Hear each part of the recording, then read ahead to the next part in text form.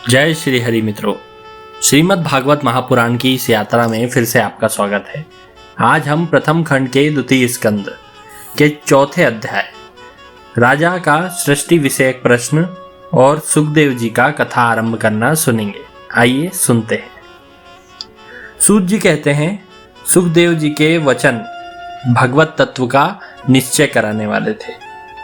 राजा परीक्षित ने उन्हें सुनकर भगवान श्री कृष्ण के चरणों में अपना सर्वस्व समर्पित कर दिया था। एक ही क्षण में उन्होंने अपनी प्रजा, पशु, धन आदि जो भी भाई बहन जिसका भी मोह था, सारी ममताओं का त्याग कर दिया था। महामनस्वी परीक्षित ने अपनी मृत्यु का निश्चित समय जान ही लिया था, इसलिए उन्होंने धर्म, अर्थ और काम से संबंध रखने वाले जितने भी कर्म थे सबका संन्यास कर दिया। इसके बाद भगवान श्री कृष्ण में सुदृढ़ आत्मभाव को प्राप्त होकर बड़ी श्रद्धा से भगवान श्री कृष्ण की महिमा को सुनने के लिए आतुर हो गए और सुखदेव जी से प्रश्न करने लगे, जिसे आप लोग मुझसे पूछ रहे हैं। ऐसा सूत जी ने शौनक आदि ऋषियों को कहा। अब हम सुनते हैं परीक्षित ने क्या कहा। परीक्षित पूछते हैं, भगवत स्वरूप मुनिवर, आप परम पवित्र और सर्वज्ञ हैं। आपने जो भी कहा भगवान श्री कृष्ण के बारे में वह उचित है और सत्य है। मेरे ज्ञान के पर्दे को धीरे धीरे विराम मिलता जा रहा है, वह फटता जा रहा है और मेरे ज्ञान के नेत्र खुलते जा रहे हैं। लेकिन फिर भी मैं आपसे यह जानना चाहता हूँ, भगवान अपनी माया से इस संसार की सृष्टि कैसे करते हैं? इस संसार की रचना तो इतनी रहस्यमयी है कि ब्रह्मा आदि समर्थ लोकपाल भी इसके बारे में समझने में कभी कभी भूल कर बैठते हैं। तो फिर भगवान कैसे इस विश्व की रचना, पालन और संहार का कार्य करते हैं, ये आप हमें बताइए। और परमात्मा किन किन शक्तियों को उपयोग में लाते हैं और अपने आप के ही टुकड़े करके कैसे विभक्त होते हैं और सब में ईश्वर अंश उपस्थित रखते हुए स्वयं को विभक्त करते हैं और सृष्टि का निर्माण करते हैं। वे बच्चों के बनाए हुए घरोंदों की तरह कैसे बड़े बड़े ब्रह्मांडों का निर्माण करते हैं। भगवान श्री हरि की लीलाएं बड़ी अद्भुत और अचिंत्य है। इसमें संदेह नहीं है कि बड़े बड़े विद्वानों का भी उनकी लीला को समझ पाना बड़ा कठिन है। इसलिए आप मुझे इसे समझाइए। वे बहुत से कर्म करने के लिए अपने विभिन्न पुरुष रूप से प्रकृति के गुणों को धारण करते हैं और अनेक अवतार ग्रहण करके उन्हें पूर्ण करते हैं। इसलिए आप वेद और ब्रह्म तत्व दोनों के मर्मज्ञ हैं। आप जानते हैं कि मैं क्या जानना चाहता हूं, तो कृपया बताइए। तो सूत जी कहते हैं, राजा परीक्षित ने भगवान के गुणों का वर्णन करने के लिए इस प्रकार प्रार्थना की। सुखदेव जी ने भगवान श्री कृष्ण का बार बार स्मरण करके अपना प्रवचन आरंभ किया। यहां से हमारी कथा शुरू होती है। सुखदेव जी ने कहा, पुरुषोत्तम भगवान के चरण कमलों में मेरा कोटि कोटि प्रणाम।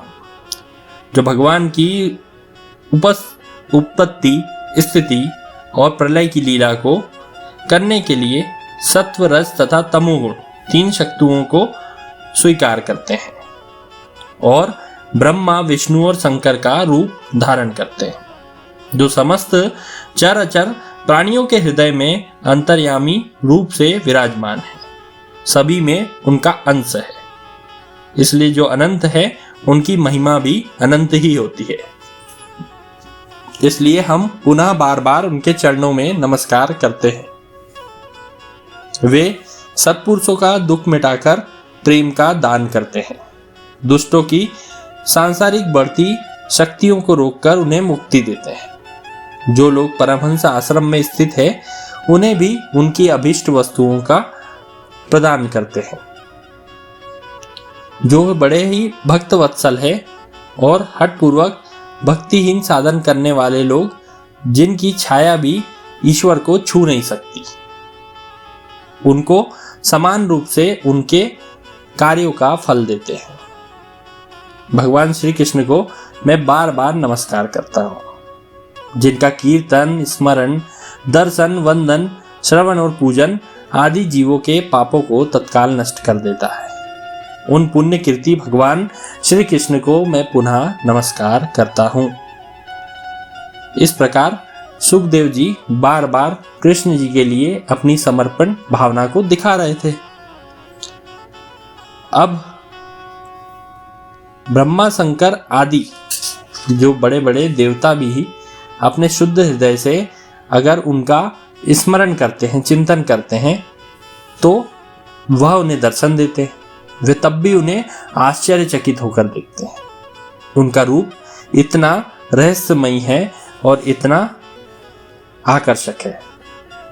जो समस्त संपत्तियों की स्वामी लक्ष्मी देव के पति हैं, समस्त यज्ञों के भोक्ता एवं फलदाता है, प्रजा के रक्षक हैं, सबके अंतर्यामी, समस्त लोकों के पालन करता, वे स्वयं पृथ्वी देव के स्वामी हैं। उन्होंने तो यदुकुल में प्रकट हुए, जन्म लिया, अंधक, वृष्णि एवं यदुवंश के लोगों की रक्षा की और वहीं से उनका जीवन आरंभ हुआ।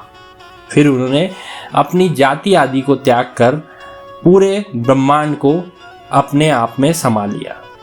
वे सारे प्राणियों की चिंता करते, वे ईश्वर का स्वरूप ही थे या वे ईश्वर ही थे। वे विद्वान पुरुष जिनके चरण कमलों के चिंतन स्वरूप से समाधि को प्राप्त कर लेते हैं।